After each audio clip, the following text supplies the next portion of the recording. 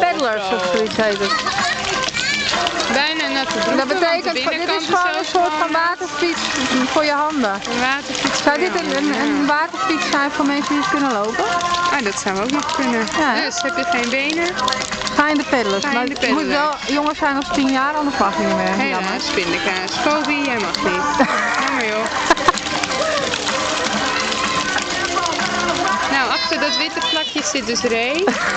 En daar hebben we Ray! Yay! En dan gaan we even Kiara zoeken. Ik heb Kiara al. Hallo Kiara! Kiara denkt toedeloe, ik ben aan het roeien. Zet het maar uit voor de rest. Gaat best goed dit. Grappig. Zometeen zijn ze echt helemaal kapot. Morgen gaan we naar K3, dus dat komt helemaal goed. Hebben de kinderen hartstikke spierpijn.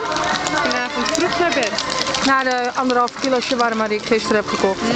Lekker. Met veel knoflook trouwens. Heel Zou die mensen die naast ons zitten daar blij zijn? Met de Nou, misschien hebben we dan wat meer ruimte. Dat zag ik. Misschien mogen we dan wel vooraan.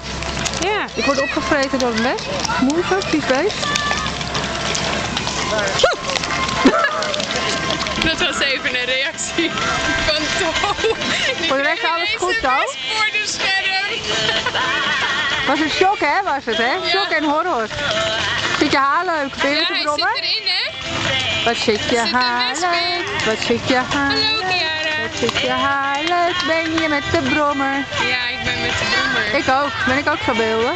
Ja, maar jij hebt het gewoon glad gestreken en heel veel gel. Ja, maar dat moet omdat ik al in geen 6 weken naar de kapper ben geweest. Nee, in al 6 maanden bedoel ik. Nou, ik ook niet. Dus ik moet heel nodig weer.